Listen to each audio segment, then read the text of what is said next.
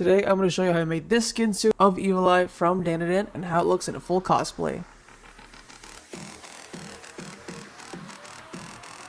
Okay, first off, we're going to start with a two-piece set from We Love Colors. Thank you to We Love Colors for sponsoring this video. One of them is a turtleneck long sleeve shirt with gloves attached to it, and the other is a matching legging set. You could probably use a regular bodysuit, but personally I think the We Love Colors stocking collection just looks and feels more natural and moves like real skin. It's also not as shiny as a typical bodysuit would be, and I feel like it's just more breathable in general. As you can see here, it's just a plain white stocking suit. You can kind of see some definition in his body, but it's not quite enough to look like painted skin. It just looks like a guy in a white stocking.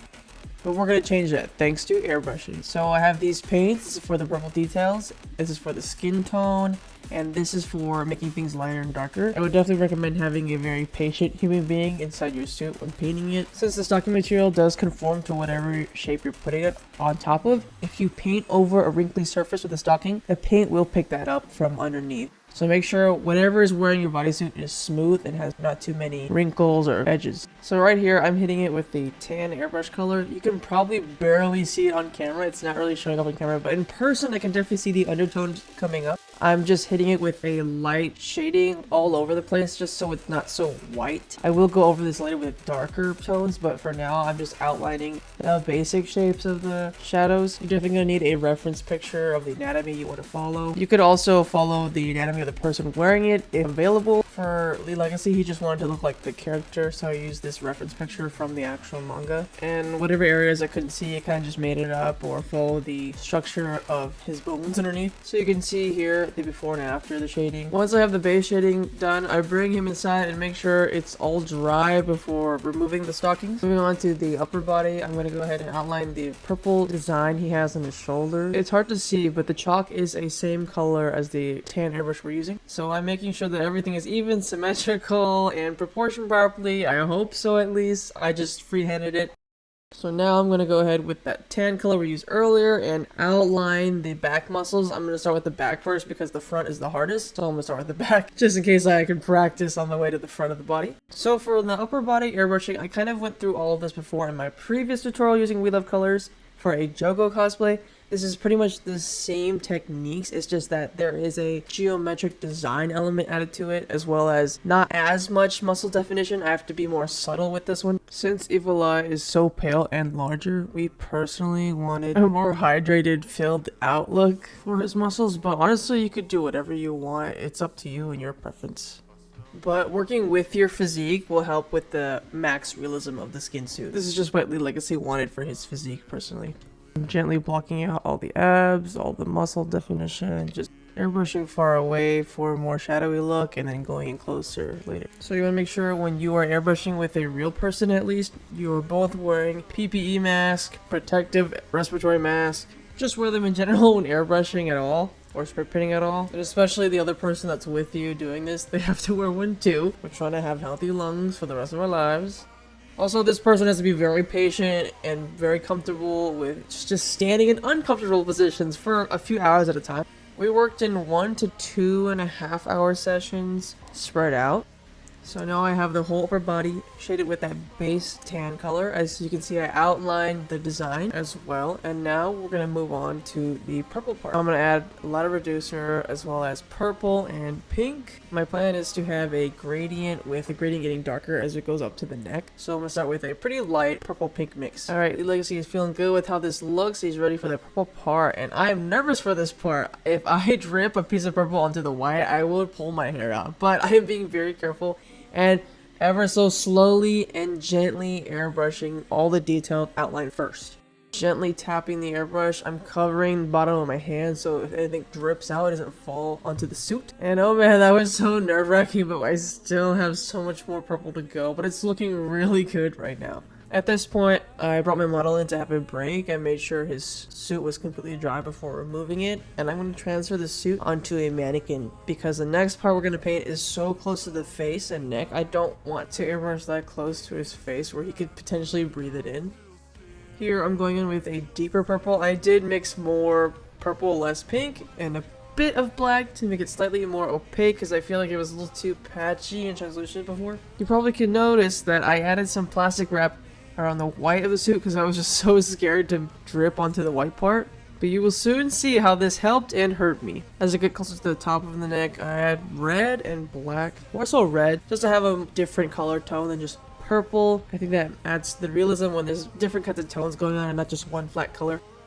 And then I hit it with a black airbrush, lightly darkening it, going down slightly. And as I go down with the black, I actually contour in the muscles that are there, what little muscles there are there, and the collarbone and the neck muscles, I guess. And now that looks awesome, I'm gonna remove the plastic wrap. Oh wait, I messed up. The plastic wrap had gaps in it and the airbrush particles fell down and created all this mess. I was so irritated and mad at myself for this. I like felt like giving up here because I was so close to the end and it just, of course I did something wrong. Of course. So I've been taking this purple alcohol, a bunch of paper towels, soaking it, and dabbing the paint away and gently rubbing, and I think it's actually kind of working. So I figured out using isopropyl alcohol and gently wiping away the surface of the stocking does actually remove a lot of the paint. It did also remove the base contouring I did, but at this point I didn't care. I just want that purple out of there. I gently and patiently just kept slightly rubbing away the purple paint everywhere I could. I would even let it soak and then I would rub again. I just kept repeating that process until I got it as light as possible. So this is the best I could do. I wouldn't get any lighter than that, but I think it's an easy fix. I went back in. I got my model to put back the suit on because we had one final touch up to do. I'm gonna go ahead and airbrush with a similar white color on top of the purple areas, just so I can try to mask it out as best I can. And I will have to recontour everything that I erased away, but it's fine. So here I'm using a white airbrush paint with a few drops of tan in it, just to match what I did before. And I'm just gonna recontour, slowly redoing what I lost. Whenever, now that I'm satisfied with the first layer of contouring, I'm gonna go ahead and hit it again with a second layer of contouring with a slightly darker shade. It's just pretty much the tan color with like a drop or two of black added to it. I only airbrush like the toes, the hips, the belly button, sides of the abs, the armpits, maybe under the chest a little bit, some deltoid. I didn't hit everywhere with this slightly darker color, just some parts that would be much darker than others, just because I wanted to keep that more filled out look. If I went too hard with the dark tone, he would have looked really ripped. We would just want to look pretty ripped. Oh, okay, that's finally over. The hardest part is done. Now to move on to the accessories. So for the actual evil eye, we have these 3D printed resin eyeballs, and we have them here in the vacuum form chamber. We're gonna vacuum form them in a thick plastic to make latex molds out of them. So here you can see it's vacuum forming, contorting to the shape underneath the 3D printed evil eye. Now that it's cooled down, he's gonna pull it out, and I have a mold now to work with. So I'm gonna take some special effects Meron liquid latex. I tried different techniques with printing the eyes, but I figured that it's better to premix the pigment you want into the base layer of the liquid latex. And then after that, I slowly add layers and letting it dry. And as you can see here, I'm peeling one of the first ones I did, but it's already pre-dyed with the pigments I used. I'm being very gentle because I don't know how this is going to turn out. But as you can see, it looks kind of awesome. It picked up the details pretty well. So I already mixed that base powder pigment into it. It's already the color that I need. I just need to highlight it a bit. With the bodysuit airbrushed and the evil eye's third eye completed, I quickly styled a wig and also made some earrings out of wood. And here's the big reveal.